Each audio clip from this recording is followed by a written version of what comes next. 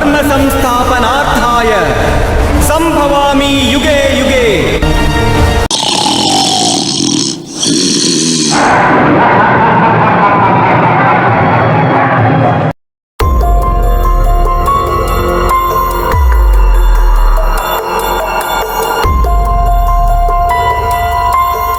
Hi friends, ಹೇಗಿದ್ದೀರಾ?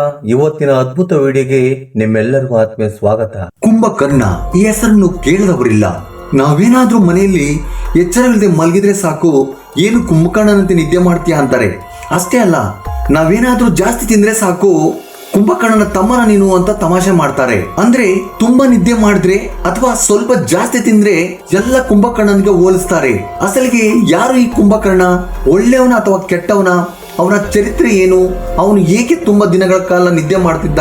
ಕೊನೆಗೆ ಅವನು ಹೇಗೆ ಸತ್ತು ಹೋದ್ನು? ಈ ಎಲ್ಲ ವಿಷಯಗಳ ಬಗ್ಗೆ ಈ ವಿಡಿಯೋದಲ್ಲಿ ಪೂರ್ತಿಯಾಗಿ ತಿಳಿದುಕೊಳ್ಳೋಣ.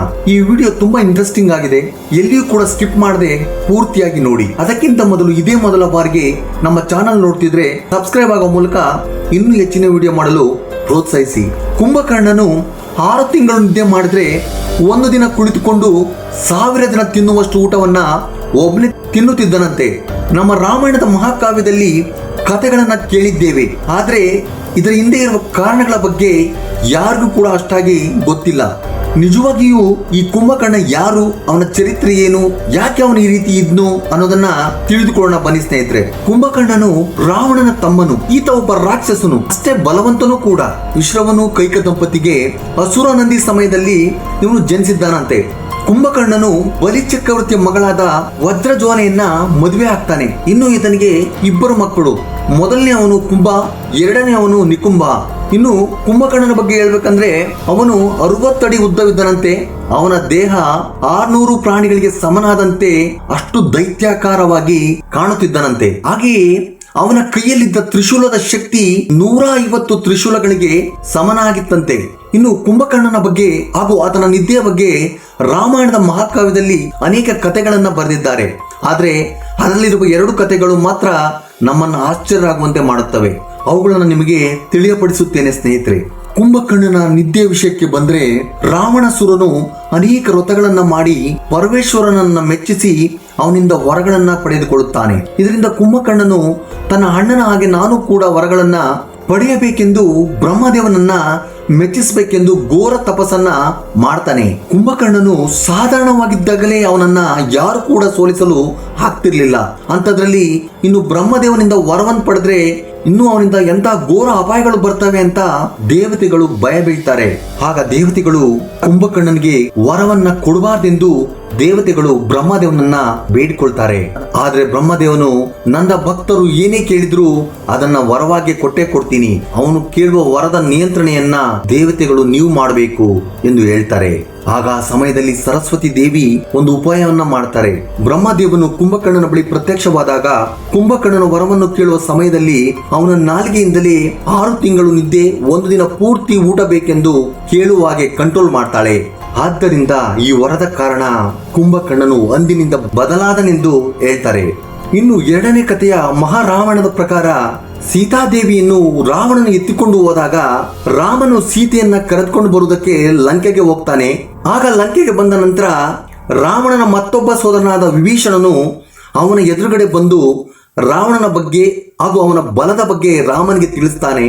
ಹಾಗೆಯೇ ಆ ಸಮಯದಲ್ಲಿ ಮತ್ತೊಬ್ಬ ಸೋದರನಾದ ಕುಂಭಕರ್ಣನ ಬಗ್ಗೆಯೂ ಕೂಡ ರಾವಣನಿಗೆ ಸ್ವಲ್ಪ ವಿಷಯಗಳನ್ನ ಹೇಳ್ತಾನೆ. ಅದೇನಂದ್ರೆ ಪ್ರಪಂಚದಲ್ಲಿ ಕುಂಭಕರ್ಣನಷ್ಟು ದೈತ್ಯಾಕಾರದ ಮನುಷ್ಯ ಇನ್ನೊಬ್ಬನಿಲ್ಲ ಎಂದು, ಹಾಗೂ ಅವನು ಯಾರ ಮೇಲಾದ್ರೂ ಯುದ್ಧಕ್ಕೆ ಹೋದ್ರೆ ಸಾವನ್ನ ನೋಡದೆ ಹೋಗುವುದಿಲ್ಲ. ಅಲ್ಲದೆ ಅವನು ಹುಟ್ಟಿದಾಗಿನಿಂದನೂ ಹಸಿವಾದಾಗ ಪ್ರಾಣಿಗಳು ಮನುಷ್ಯರೆನ್ನದೇ ಅವರನ್ನ ತಿನ್ನುತ್ತಾನೆ.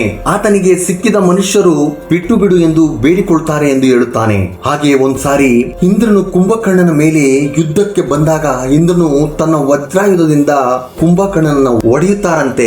ಆಗ ಕುಂಭಕರ್ಣನಿಗೆ ಕೋಪ ಬಂದು ಇಂದ್ರನ ಐರಾವತ ಅಂದ್ರೆ ಇಂದ್ರನ ವಾಹನ ಆನೆಯ ದಂತದಿಂದ ಇಂದ್ರನನ್ನ ಹೊಡೆಯುತ್ತಾನಂತೆ. ಆಗ ಇಂದ್ರನು ಏನು ಮಾಡಬೇಕೆಂದು ಗೊತ್ತಾಗದೆ ಬ್ರಹ್ಮದೇವನ ಬಳಿ ಹೋಗಿ ಕುಂಭಕರ್ಣನು ಮಾಡಿದ ಅಪಾಯಗಳ ಬಗ್ಗೆ ಬ್ರಹ್ಮದೇವನಿಗೆ ಹೇಳ್ತಾರೆ. ಆಗ ಬ್ರಹ್ಮದೇವನಿಗೆ ಕೋಪ ಬಂದು ಜೀವವಿಲ್ಲದ ಮನುಷ್ಯನ ಹಾಗೆ ನಿದ್ದೆ ಮಾಡು ಎಂದು ಶಾಪ ಕೊಡ್ತಾರಂತೆ. ಅನಂತರ ಶಾಪದ ಬಗ್ಗೆ ತಿಳಿದುಕೊಂಡ ಕುಂಭಕರ್ಣನ ಅಣ್ಣ ರಾವಣಾಸುರನು ತನ್ನ ತಮ್ಮನ ಶಾಪ ವಿಮೋಚನೆ ಮಾಡಿ ಎಂದು ಕೇಳ್ಕೊಳ್ತಾನಂತೆ.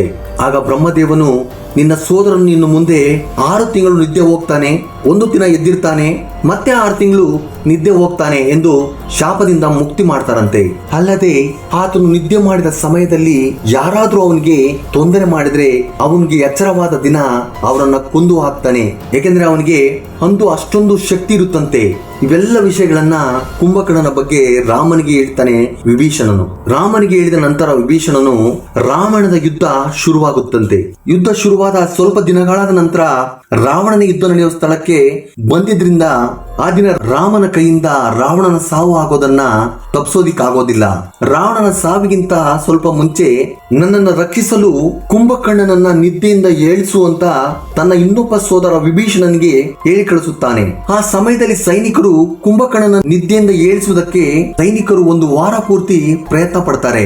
ಅಲ್ಲಿ ಕುಂಭಕರ್ಣನ ಗೊರಕೆ ಶಬ್ದದಿಂದ ಸೈನಿಕರ ಕಿವಿಗಳು ಒಡೆದು ಹೋಗ್ತಿದ್ವಂತೆ. ಮತ್ತೆ ಅವನು ಬಿಡುವ ಉಸಿರಿನ ರಭಸಕ್ಕೆ ಸೈನಿಕರು ಹಾರಿ ಹೋಗ್ತಿದ್ರಂತೆ. ಇದರಿಂದ ರಾವಣ ಯುದ್ಧಕ್ಕಿಂತ ಕುಂಭಕರ್ಣನ ನಿದ್ದೆಯಿಂದ ಏಳಿಸುವುದೇ ಅಷ್ಟು ಕಷ್ಟವಾಗಿತ್ತಂತೆ. ಕುಂಭಕರ್ಣನನ್ನ ಅವನ ಕೆಳಗಡೆಯಿಂದ ಹಾಗೂ ಅವನ ಮೇಲೆ ನಿಂತುಕೊಂಡು ದೊಡ್ಡ ದೊಡ್ಡ 6 ಪಿಕಾಸಿಗಳಿಂದ ಒಡೆಯುತ್ತಿದ್ದರು. ಮತ್ತೆ ಅವನ ಕಿವಿ ಹತ್ತಿರ ನಮ್ಮ ಈಗಿನ ಮೈಕ್ನ ಶಬ್ದಕ್ಕೆ ಹೋಲಿಸಿದ್ರೆ 1000 ಪಟ್ಟು ಹೆಚ್ಚಿರುವಷ್ಟು ಶಬ್ದವನ್ನ ಅವನ ಕಿವಿಯಲ್ಲಿ ಊದ್ತಿದ್ರಂತೆ. ಅವನ ಕಣ್ಣಿನ ರೆಪ್ಪೆಯನ್ನ 4 ಜನ ಬಿಡಿಸಿದ್ರು ಕೂಡ ಅವನು ಎದ್ದೇಳಲಿಲ್ಲ. ಸೈನಿಕರು ಕುಂಭಕರ್ಣನ ಏಳಿಸಲು ದೊಡ್ಡ ಯುದ್ಧ ಮಾಡಿದ ತರ ಸೈನಿಕರು ಸುಸ್ತಾಗಿ ಹೋಗ್ತಾರೆ. ಇವೆಲ್ಲವುಗಳ ನಂತರ ಕುಂಭಕರ್ಣ ನಿದ್ದೆಯಿಂದ ಎದ್ದೇಳ್ತಾನೆ. ಎದ್ದ ತಕ್ಷಣ ಹಸಿವು ಎಂದು ಕೂಗುತ್ತಿದ್ದಂತೆ. ನಂತರ 500 ಜನ ತಿನ್ನುವಷ್ಟು ಊಟವನ್ನ ಒಬ್ಬನೇ ತಿಂದನಂತೆ. ಎಚ್ಚರವಾದ ನಂತರ ಸೈನಿಕರ ಮಾತನ್ನ ಕುಂಭಕರ್ಣ ಕೇಳದ ಕಾರಣ ರಾವಣನೇ ಸ್ವಯಂ ಬಂದು ರಾಮನ ವಿರುದ್ಧ ಯುದ್ಧಕ್ಕೆ ಕಳಿಸಿದನಂತೆ. ಕುಂಭಕರ್ಣನು ಎಷ್ಟು ಬಲವಂತನು, ಆದ್ರೆ ಅವನ ಅರ್ಧ ನಿದ್ದೆಯಿಂದ ಎದ್ದಿದ್ದರಿಂದ ಬಲಹೀನನಾಗಿದ್ದನಂತೆ.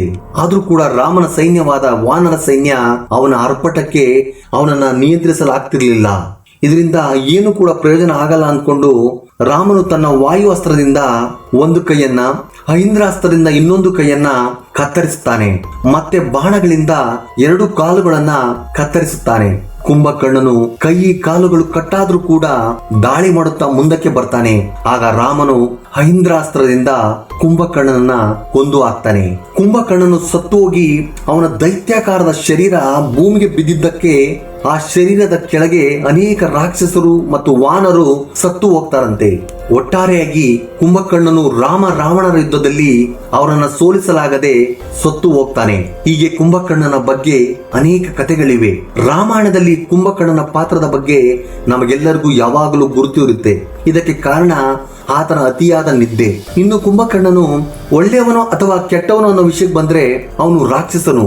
ಆತನಿಗೆ ಹಸಿವಾಯ್ತು ಅಂದ್ರೆ ಮನುಷ್ಯರು ಪ್ರಾಣಿಗಳು ಅನ್ನೋದೇ ಅವನನ್ನ ತಿಂದು ಹಾಕುತ್ತಿದ್ದನು. ಅವನಿಗೆ ಕೋಪ ಬಂದ್ರೆ ಎಲ್ಲರನ್ನೂ ಕೂಡ ಕೊಂದು ಹಾಕ್ತಿದ್ನು. ದೇವತೆಗಳೇ ಕುಂಭಕರ್ಣನ ನೋಡಿ ಭಯ ಬಿದ್ದರಂದ್ರೆ ಅವನ ಕ್ರೂರತ್ವ ಎಷ್ಟಿತ್ತು ಅಂತ ಎಲ್ರೂ ಕೂಡ ಅರ್ಥವಾಗುತ್ತೆ ಸ್ನೇಹಿತರೆ. ಸೊ ಫ್ರೆಂಡ್ಸ್, ಇದೇ ಕುಂಭಕರ್ಣನಿಗೆ ಸಂಬಂಧಿಸಿದ ಚರಿತ್ರೆ. ಫ್ರೆಂಡ್ಸ್, ಈ ವಿಡಿಯೋ ನಿಮ್ಗೆ ಇಷ್ಟವಾಗಿದ್ದರೆ ಒಂದು ಲೈಕ್ ಕೊಡುವ ಮೂಲಕ ಇನ್ನೂ ಹೆಚ್ಚಿನ ವಿಡಿಯೋ ಮಾಡಲು ಪ್ರೋತ್ಸಾಹಿಸಿ. ಧನ್ಯವಾದಗಳು.